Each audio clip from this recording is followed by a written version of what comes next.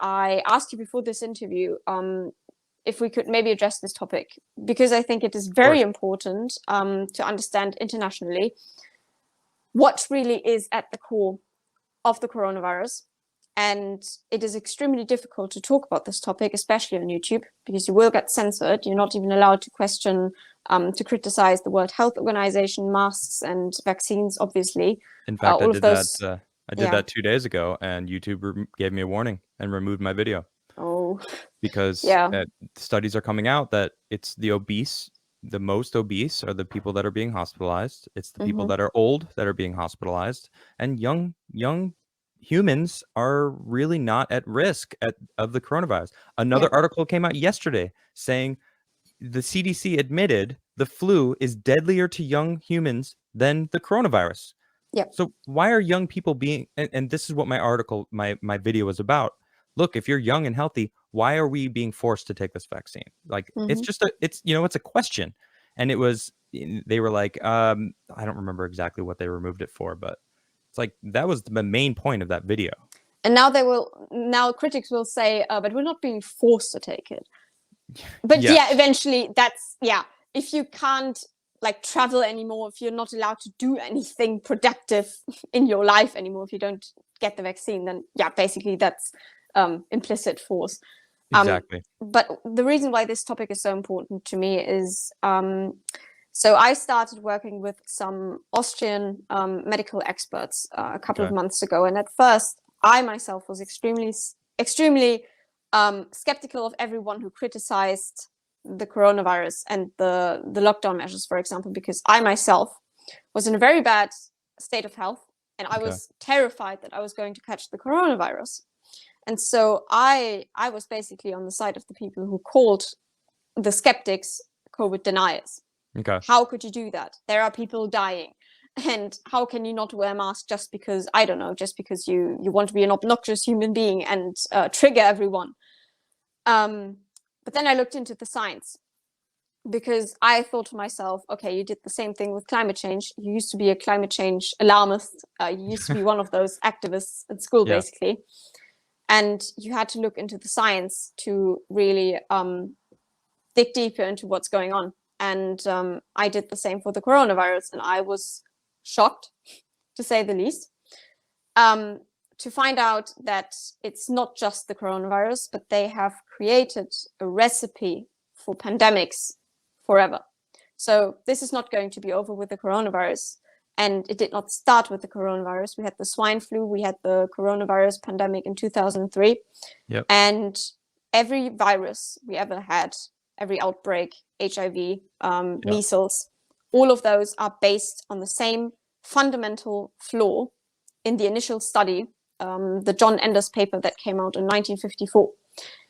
And so this is why it's so important to me to talk about this at its core. And wait, what's that study about? What does that study say? Yeah, let me explain. So I will try to explain this in simple terms. Let's start with, how is a virus even defined?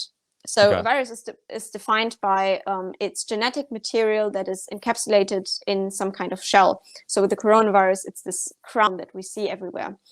And it's either DNA or RNA. In this case, the coronavirus, it's RNA. And it has a very specific sequence of genetic material, obviously. And so if you want to characterize the coronavirus and, of course, develop a test to detect it in a person, you first have to identify this sequence. So you need to know what this genome looks like, what it's made up of. Okay. So naturally, what would you do?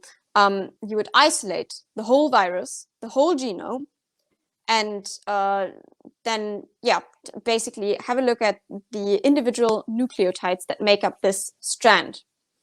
I like to compare this to Lego bricks. You probably know those. Love Legos. Children's toys. Yeah, perfect. Children's perfect. toys. Yeah, for everyone.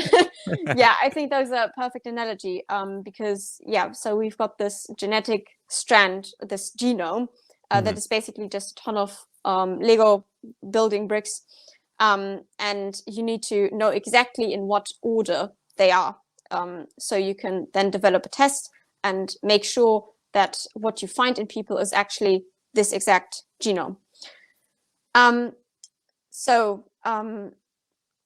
What makes this virus disease-causing is that the genome is different from everything that you have in your body. So it's not endogenous. It comes from the outside. It's a particle that comes into your body, and then it releases its genetic material into your cells, and that's what makes you sick. Okay. That's the idea behind it. Yeah. So obviously what we need to do to make sure that what we find in the sample, so for example, they started with a lung sample, you could just say snot. It's basically just snot. When you take the sample of snot, you have to make sure that what you find in there, this viral material, that it's actually harmful, that it's actually harmful viral material. Because what if it's just, harmless RNA? Because we have tons of RNA material in our cells anyway. Okay. And so what they do is they, and this is basically what happened in this first study, this John Enders paper as well. They took this, they take the snot, and then there's tons of RNA in there, and you don't know what of it is viral and what isn't. Okay. Then they take so-called in vivo cell cultures. So they basically take cells from monkey kidney cells. Okay. And then they put the snot in the kidney cells, and they also add antibiotics and cow bovine serum to basically remove everything that is non-viral. That's the idea behind it. And then they see that the cell dies. Those kidney cells, they die because they put the snot in there. So they say, because there is a virus in the snot, that's what kills the monkey cell. And here's a huge problem. This is what basically destroys everything we've ever learned about virology. So this is going to be a pretty bold claim, but they never performed any control experiments.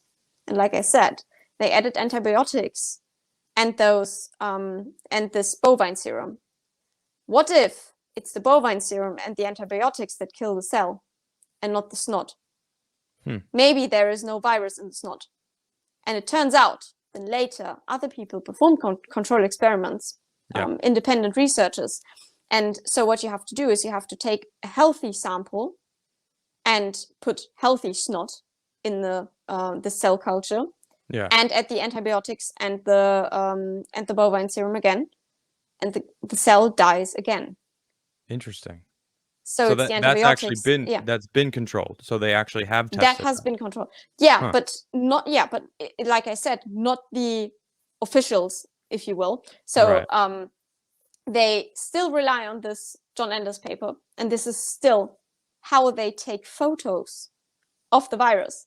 So when you look at a photo of the coronavirus, what you see is protein aggregates that form because the cell was treated with antibiotics and bovine serum. So this is probably a reaction of the cell because it's fighting against the stuff that is put in there, and it's not the virus, alleged virus, the snot itself that kills the cell. And the snot is that human from humans? So they'll take it from humans that they're trying to test and see whatever virus is in the snot. Yeah, so they take an unhealthy patient, they take the snot, and they say there's a virus in there. That's my assumption. And then they see that it kills the cell, but it doesn't actually, like I said. And then they just claim that it was the virus that kills the cell. Yeah, it may or may not.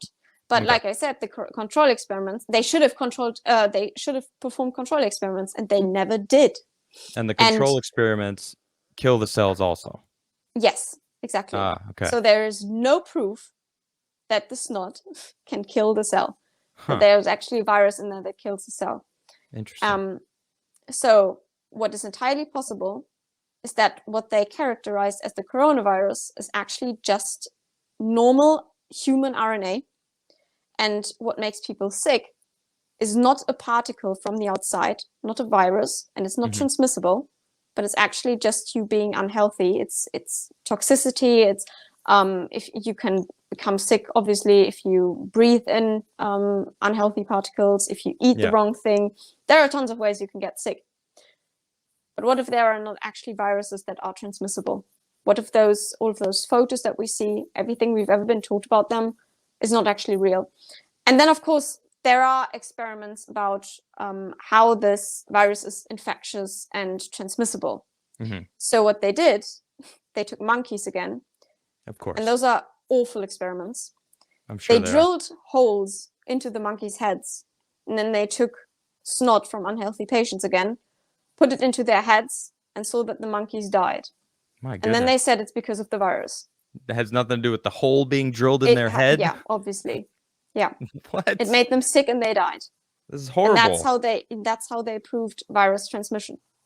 I mean, to me, from what I've learned, it's if you're not a healthy human being, you tend to succumb to diseases.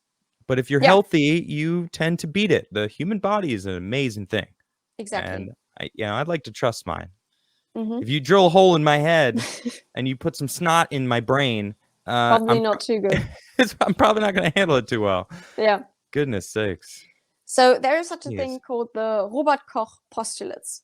Okay. And those are basically rules for how you validate a pathogen and that it's transmissible, that it's infectious. It's very simple. It's basically just you have to take an unhealthy patient, then you take the sample from them, snot, and then you put it into an unhealthy patient, a healthy patient, and you have to see that they develop the same symptoms as person number one. Obviously, it's not very easy for ethical reasons to perform such experiments. Right. But those Robert Koch postulates, the Robert Koch Institute themselves, we asked them, we sent letters to them, emails, and asked them, are they still relevant? And they said, yes, they still apply. But the virus has never been isolated. It has never been truly isolated. And I will get to that. You're talking about COVID-19 right now. I'm talking about COVID-19. It has never been isolated in its full genome, which I said at the start, you have to isolate the whole genome. That's a surprising fact that I didn't know. That is very, very important to understand this, because many people will claim that it has been isolated, and even the studies will claim that it has been isolated, but I will talk about that in a second, what they mean by isolated. Yeah. Because they have completely corrupted the definition of isolated. It's not what you think it is. It has never been isolated the way it should have been. Like I said before, what they find, they're only proof experiment. There are no control experiments for it. What was I getting to? What's the next step? You were talking about, I think is it some sort of study that and that the genome has never been isolated. And what I'm just going to get to the next part, which is how does the PCR test then work? What do they identify? Yeah. So PCR method is it's polymerase chain reaction. You've probably heard of it somewhere. It's very simple, actually. So something called what's the English term? Gel electrophoresis, something like that. This method is basically they take the genetic material. You can take any kind of genetic material. PCR method does not just work for viruses. And PCR is basically just multiplying genetic material, because you can, the idea is that you detect this genetic material that you identify beforehand. So you know beforehand what it looks like, whatever you're looking for. Let's say you're looking for a virus in a sample, and then you have the PCR primers, which are like magnets that bind to the end parts of the virus. So the magnets have to know beforehand what the end parts look like. So I'm speaking in metaphors, basically. But the PCR test has to know beforehand what it's looking for. And so you have to calibrate the PCR test yourself, in speaking metaphors once again. But then what happens is with the PCR method, you first of all, you have to transform the RNA that you're looking for, the genetic material, into DNA.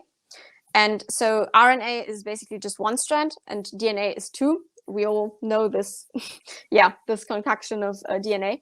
and then it's torn apart by the PCR method, and then we basically grow new genetic material, new strands to this individual strand. So now we've got 4, right? Yeah. And this, we repeat this in many cycles, and so we get more and more, and it increases exponentially.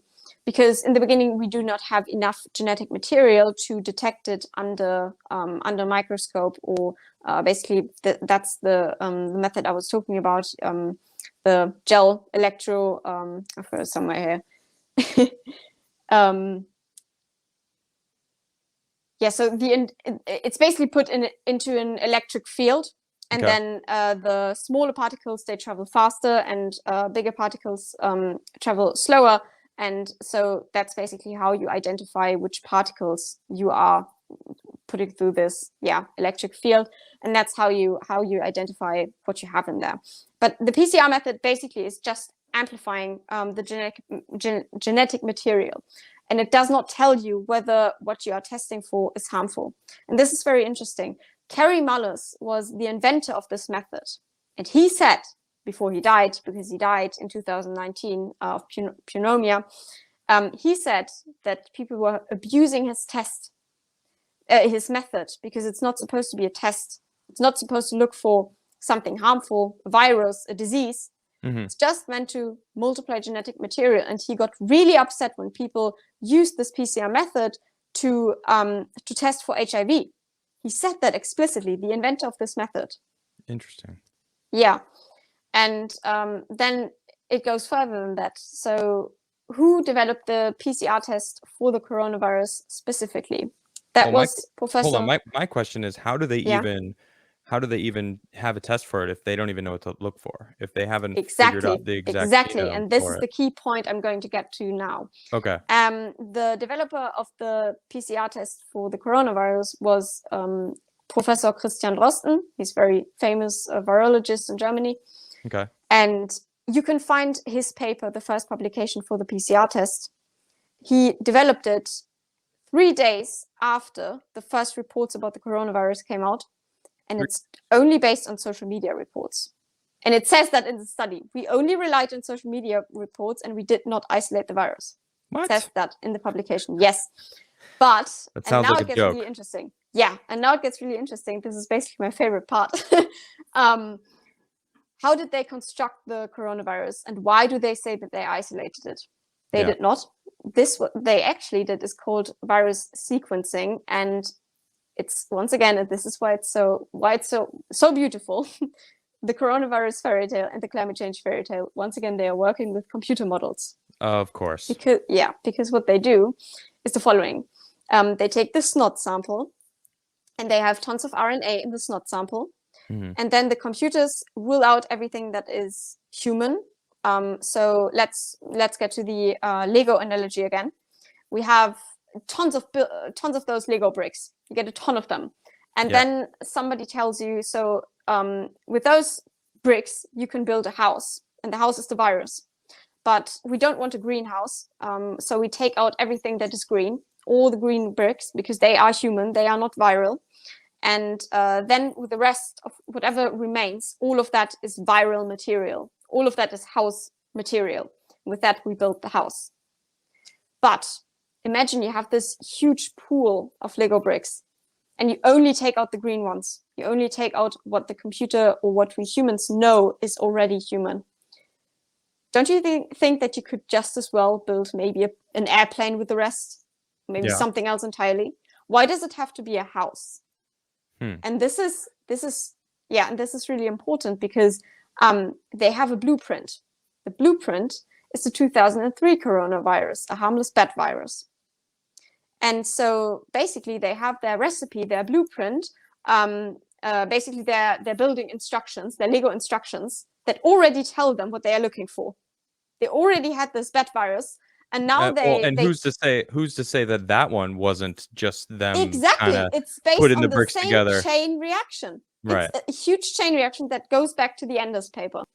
Ever since they started working with those computer models, it always goes back to the same root thing. And so they have their it's the so-called alignment. which they are now constructing. So basically the blueprint for the coronavirus. And so now they take all their pieces and try to build that virus, the house that they already have there. But what they then found is that it's not exactly the same house. So there are differences between the house they are building now. They can't make exactly the same house as the old coronavirus. How many differences are there? Apparently, it's only about 80% accurate. And that is a huge problem. Yeah, it's a big difference. Yeah, that is a huge difference, because the difference between humans and chimpanzees, for example, is, 98%? They are 90% the same. Yeah, exactly. Us and bananas are like 99%. So 80% is nothing. Yeah. So who's to say that what they are building there is actually a coronavirus and actually harmful just because they had their instructions there? Maybe it is just microbial RNA that is completely harmless. And now this alignment, what they built in their computer, consists of about 30,000 nucleotides, so individual Lego bricks, basically. Okay. And the individual strands that they find, the fragments of already pieces of Lego that are already pieces together, are about 25 nucleotides long. So imagine the comparison: 30,000 build up of those tiny fragments. Yeah. So they really did a lot of work themselves. And what they should have done, like I said, is they should have had this entire genome of 30,000 nucleotides in their entirety. That's what you call isolation, not what they are doing. What they are doing is just building something based on instructions that they already had in mind. Right. Yeah. And that's how they then built or developed the primers for the PCR test.